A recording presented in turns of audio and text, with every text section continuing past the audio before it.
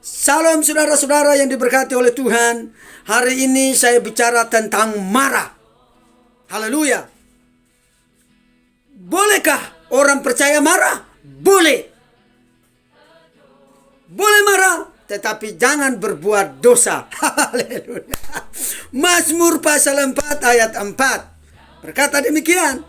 Biarlah kamu marah, tetapi janganlah berbuat dosa. Berkata-katalah dalam hatimu di tempat tidurmu, tetapi tetaplah diam.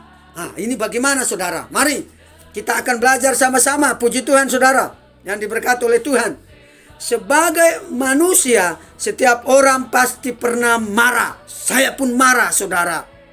Marah disebabkan banyak hal.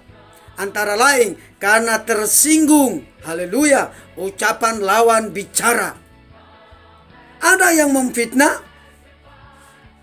tidak suka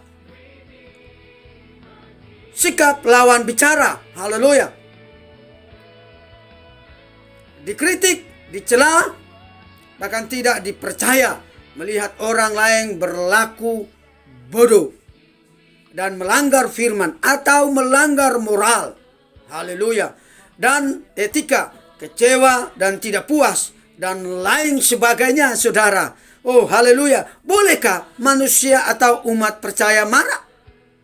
Boleh. Saya juga marah saudara kalau salah. Tentu saja sebagai orang yang tidak sempurna boleh saja marah.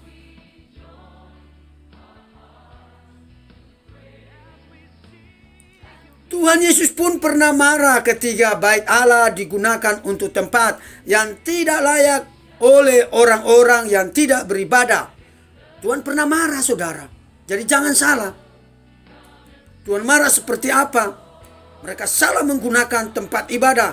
Hanya saja dalam marah di dalam Alkitab mengajarkan beberapa batasan, yaitu yang pertama, catat saudara baik-baik. Yang pertama adalah jangan berbuat dosa. Anda boleh marah, tapi jangan berbuat dosa. Dan yang kedua, jangan lama-lama marah. Yang kedua, jangan lama-lama marah. Anda kalau marah sampai matahari terbenam, Anda sudah berbuat dosa. Yang ketiga adalah marah dalam hati, jangan direalisasikan. Nah, yang keempat adalah tetap berdiam. Jadi marah tetap berdiam diri. Yang keempat saudara. Nah, waduh, saya kalau marah saudara, saya harus teriak. Bagaimana dengan saudara? Ada yang pakai golok?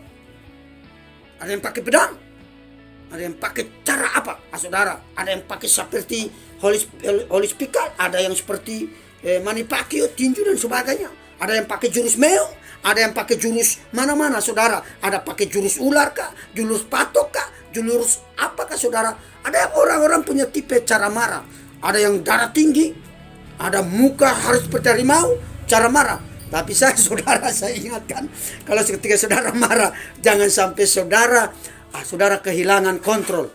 Saudara bisa kehilangan teman, saudara kehilangan kontrol sehingga saudara bisa darah tinggi naik, saudara bisa kena kolesterol, saudara bisa gara-gara marah, saudara umur pendek, saudara bisa kehilangan sukacita.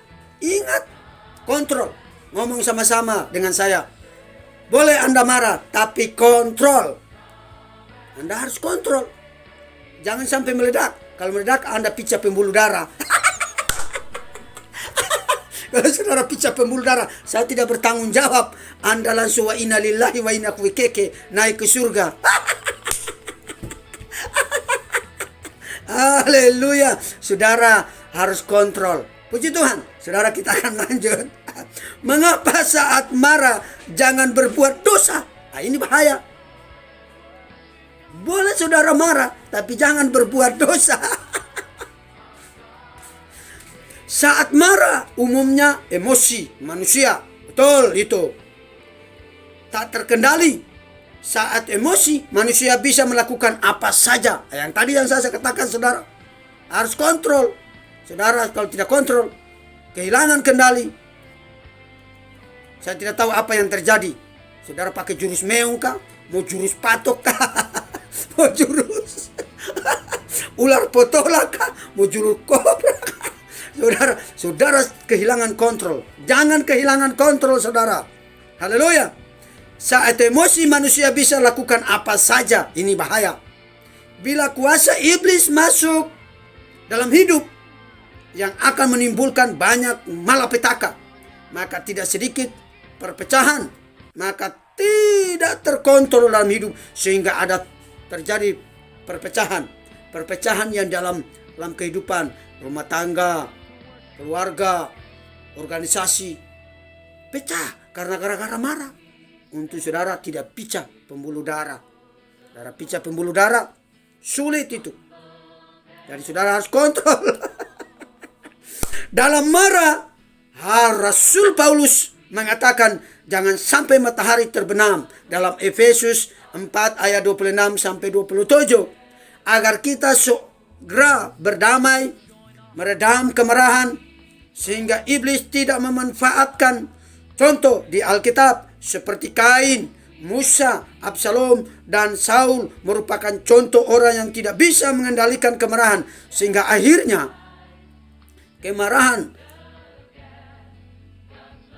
fatal, itu melakukan kesalahan yang fatal dan akibatkan buruk terhadap dirinya sendiri. Marah boleh, tetapi cukup dalam hati sehingga tidak direalisasikan. Nah, saudara marah dalam hati seperti apa? Apakah saudara dalam hati itu marah begini, saudara? Saya takut saudara tak kancing. Kalau saudara marah dalam hati dan saudara tidak bisa mengekspres keluar, saya takut saudara, apalagi orang darah tinggi. Aduh, saya tidak takut. Saya takut saudara, Anda bisa mengalami kejang-kejang. Ini firman-Nya sungguh dahsyat, hebat saudara. Sedikit saudara kontrol kemarahannya. Marah boleh, tetapi cukup dalam hati sehingga tidak direalisasikan, saudara. Dengan demikian, maka kita bisa meredam dan mengendalikan diri kita. Akhirnya kita keluarkan kata pengampunan dan maaf, maka hati akan terasa tenang dan amarah itu perlahan-lahan akan hilang dan kita keluar dari tekanan jiwa kita. Haleluya, saudara.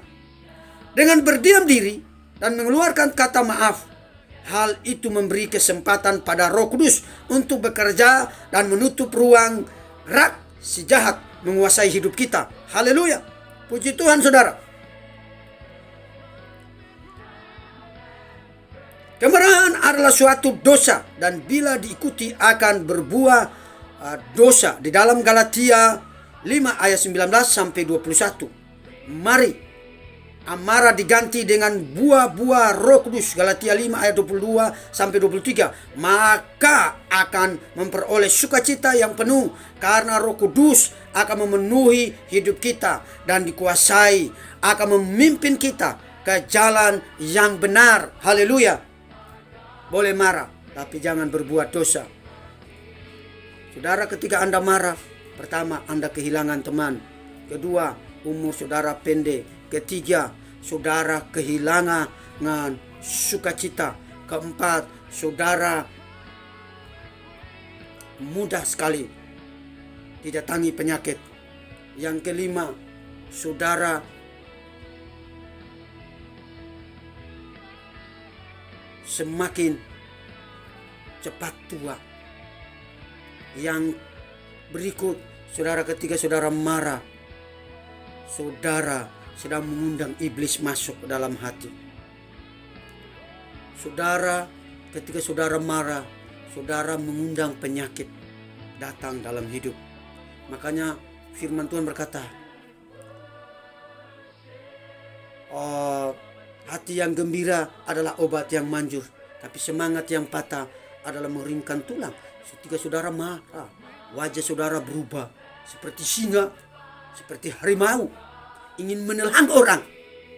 Saudara berubah, bukan manusia lagi, tapi kayak binatang. Saudara pengen telang. Tapi saudara, akhirnya teman-teman pada kabur. meninggalkan saudara. Yang berikut saudara ketika marah apa yang terjadi akibat saudara kehilangan kepercayaan. Yang berikut ketika saudara marah apa yang terjadi akibatnya? Teman-teman menjauhi saudara. Apa akibat ketika saudara marah? Berkat Tuhan jauh. Apa akibat ketika saudara marah? Saudara kehilangan namanya surga. Karena orang marah-marah tidak ada di surga. Saudara masuk surga, jangan marah-marah. Dan yang terakhir saudara, orang yang marah itu cepat umur pendek, kena stroke, darah tinggi, dan sebagainya. Hari ini saudara ingat baik, ngomong kiri kanan teman sahabatnya, jangan marah. Boleh marah, tapi jangan sampai berbuat dosa. Boleh marah, tapi dalam hati. Bagaimana kalau orang datang dengan marah-marah, lalu Anda katakan, puji Tuhan penuh dengan sukacita. Lalu dia marah, tawari dia. Dia datang dengan golok. Mari Pak, silakan masuk. Saya bikin kopi susu supaya Anda minum dulu. Mungkin dia lagi marah-marah karena belum makan. Anda kasih makanan, dia akan tenang. Tapi bagaimana Anda ketika dia marah? Lalu dia datang karena marah-marah karena persoalan, karena tidak ada duit. Anda keluarkan uang. Anda tawarkan, Anda punya masalah apa? Saya akan kasih uang supaya Anda bisa bayar hutang. Karena mungkin dia punya hutang belum bayar, sehingga dia stres. Anda bantu dia. Dia ditolong. Kasihilah sesamamu manusia seperti dirimu sendiri. Jadi ketika dia stres, Anda juga stres. Jadi kalau tetanggamu mulai masalah, bantu, tolong dia. Ingat, kasih Yesus membalut semua orang. Tuhan mengasihi saudara dan saya. Praktik kasih Tuhan. Jangan pelit. Orang lain sana marah-marah, Anda bilang, oh, orang gila. Bukan, dia marah karena mungkin ada masalah. Anda tolong cari solusi. Dan Anda bisa datangi dan sharing, konseling. Dan bisa selesaikan. Puji Tuhan. Jadi sahabat yang baik. Jadi anak Tuhan yang memberkati banyak orang. Haleluya. Puji Tuhan.